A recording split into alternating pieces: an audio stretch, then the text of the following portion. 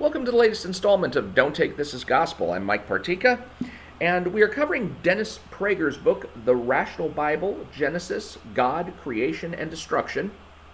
And we are in chapter 4 of Genesis now, beginning the story of Cain and Abel.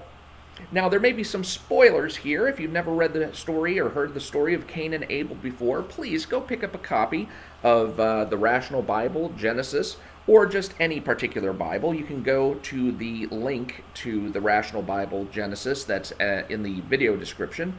It's an affiliate link. I get a little kickback for that, and I'm not ashamed to say so. We're looking at the first few verses of the story of Cain and Abel, and again, very short story. Go read it first. I don't want to spoil anything for you. But now the man knew his wife Eve, and she conceived and bore Cain, saying, I have gained a male child with the help of the Lord. She then bore his brother Abel. Now, one of the things that you'll find in the Bible is that people's names are usually of a special significance. So in this case, we have Cain, who is named for a verb in Eve's phrase, I have gained a male child with the help of the Lord. That word gained is the Hebrew word kana, and it means acquire. So I have acquired a male child with the help of the Lord. It can also mean create or make, which, kind of makes some sense here. I have created or made a male child with the help of the Lord. The interesting thing is that Abel's name has no explanation. It just says, she then bore his brother Abel. Now, Dennis Prager, with the help of a Bible professor named Leor Gottlieb of Bar Ilan University, says that the Hebrew name for Abel is usually translated as nothingness, vanity, or futility, and it's used in Ecclesiastes, where there's a common refrain about vanity of vanity, all is vanities, it's all just futility. Now, Professor Gottlieb explains that the original meaning of the word is vapor. It's kind of like if you're breathing out on a cold day and you can see your breath and then it just fades away. That would be an expression of the name Abel. So if it's something that is here and then it disappears, and that would be, and again, spoiler warning, go read the story if you haven't already, Abel dies at a young age. And so it is, in a sense, a life that is futile, at least in the expression of having died so young, and for such a petty reason.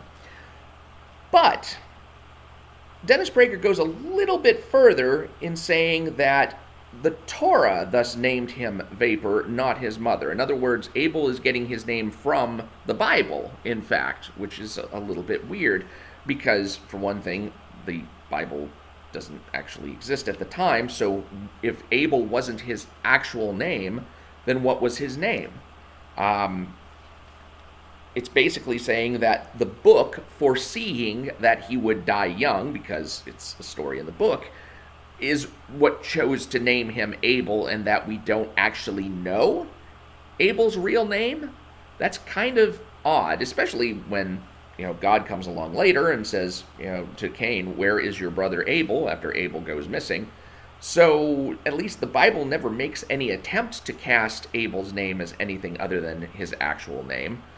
But I suppose it's because we have this knowledge of Abel's eventual and inappropriately soon demise that Dennis Prager takes the tack that it's actually just kind of a cover name for him that the Bible gives him on account of our not having his actual name and considering how well it meets his fate. But I would like to offer just an alternative interpretation of that. If you've ever known a couple who have had a child of one particular sex, and then later on had another child, and you found out it was of the same sex as the previous child, well, then you kind of probably know the sense of disappointment that sets in whenever you have two children, one after another, and it's of the same sex, and especially if you haven't had a child of the opposite sex yet. Like, for example, I have a couple of friends who had twins right away, but it was a boy and a girl, and so they're like, oh great, we've filled it up just right from the get-go. And you have this expectation when a family who has a child already gets pregnant again, and then you think, oh, I hope it's one of the other ones, because you don't want them to have to repeat the same experience, because you've already got one of this kind. You'd like to see them experience one of that kind. There's almost a futility to experience the same gender child again. It's like, why'd you even bother?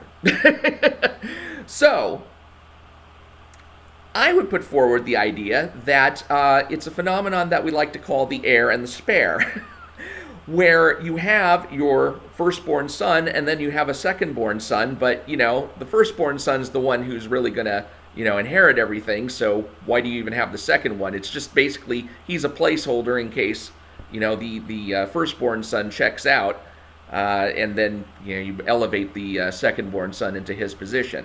So I would put that forward as the possible naming convention behind Abel's name. It still fits as far as futility goes, and nothingness. It doesn't quite fit the vapor meaning, like here today, gone tomorrow, but as long as it fits at least a part of the meaning, it makes a little bit more sense than saying, well, this is actually a biblical code name for the second son, especially given that name is used elsewhere in the Bible. So that was just a little tidbit, throwing it out there. I actually had a friend at one point who suggested that Cain and Abel were actually twins, which, I'd never heard of it put that way, and the Bible it's not really that clear that they were born, one after the other in such close succession that you had, the possibility of twins exists. It certainly never explicitly states that. But, it's kind of possible, although I would think that having twins, especially if these are the first children that were ever born to Adam and Eve, then it would be such an all-new experience all around that, you might have seen actually more similarity in their names. You might have had a Cain and a, Caineth or something like that, as opposed to two different names. So I tend to take the tack that it's more an expression of the futility of, oh, look, here's another son. Oh, darn, we didn't get a girl this time. So I just thought it was a little bit funny to bring the very first parental disappointment in the birth of Abel. So anyway, that's my opinion. The series is called Don't Take This as Gospel for a reason, so don't take this as gospel.